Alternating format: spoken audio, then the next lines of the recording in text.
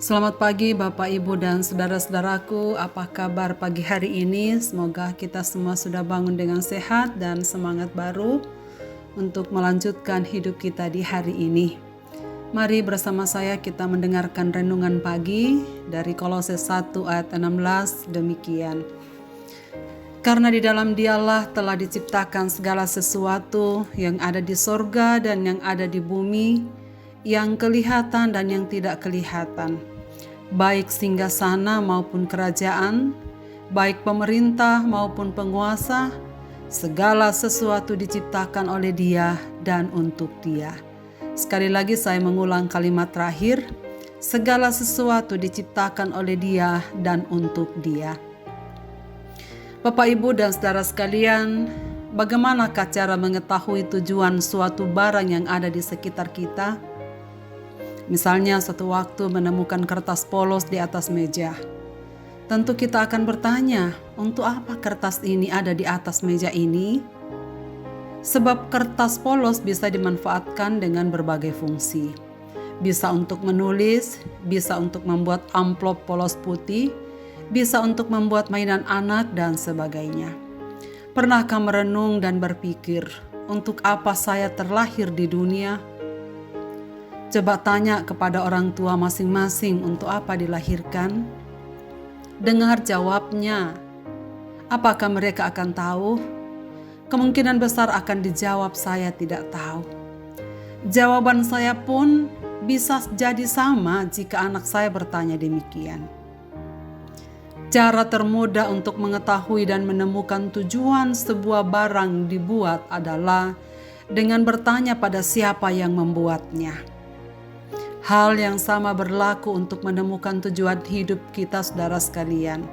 Tanyakan pada Allah. Dialah pencipta kita. Dan hanya Allah sajalah yang tahu jawabnya. Allah tidak akan meninggalkan kita dalam kegelapan untuk bertanya-tanya dan menebak. Ayat bacaan kita pagi ini menjadi salah satu bagian yang menjawabnya. Di dalam Dia telah diciptakan segala sesuatu yang ada di sorga maupun yang ada di bumi. Segala sesuatu diciptakan oleh Dia untuk Dia, termasuk kita. Jadi jelas bahwa kita diciptakan adalah untuk Dia. Jika kita bertanya pada Allah, untuk apa aku ada di dalam dunia? Maka Ia akan menjawab, untuk aku. Betapa mulia dan agungnya rancangan Allah untuk setiap insan di bumi ini. Dan betapa mulianya jika kita mengetahui mengapa Allah menciptakan saya hadir di dunia ini. Semua orang bisa bertanya, aku ingin seperti apa kelak? Apa yang akan kulakukan untuk hidupku? Apakah ambisiku, apakah impianku untuk masa depanku, masa depan anak-anakku, masa depan karirku, dan lain sebagainya. Tapi tidak semua orang sungguh menggumuli untuk apa Tuhan menaruhnya di dunia ini. Saudaraku, ketahuilah sejak dari mulanya kita diciptakan untuk kesenangan Allah dan untuk kemuliaan Allah. Ayat ini juga sekaligus meneguhkan kita bahwa segala ciptaannya termasuk kita terpelihara sempurna di dalam tangannya. Yesuslah sang penguasa tunggal yang berdaulat di atas segala sesuatu. Karena itu marilah kita hidup menyadari tujuan hidup kita di dunia, yakni hidup untuk kesenangan Allah, bukan ada dengan sendirinya atau ada untuk hidup bagi kesenangan diri sendiri. Jadi jauhkanlah segala pikiran, keinginan, niat, dan perbuatan cemar yang mendukakan hati Allah. Marilah kita berjalan di sepanjang hari ini dengan mengingat bahwa hidupku adalah untuk kesenangan Allah. Marilah kita berdoa.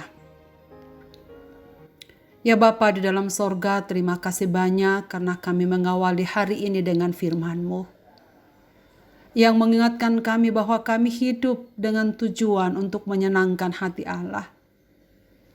Tolonglah kami ya Tuhan supaya hari ini kami berjalan untuk kesenangan dan kemuliaan-Mu melalui pikiran, perbuatan, dan tingkah laku kami. Sertai kami dalam aktivitas di hari ini dengan syukur atas semua karunia Tuhan yang baik bagi kami.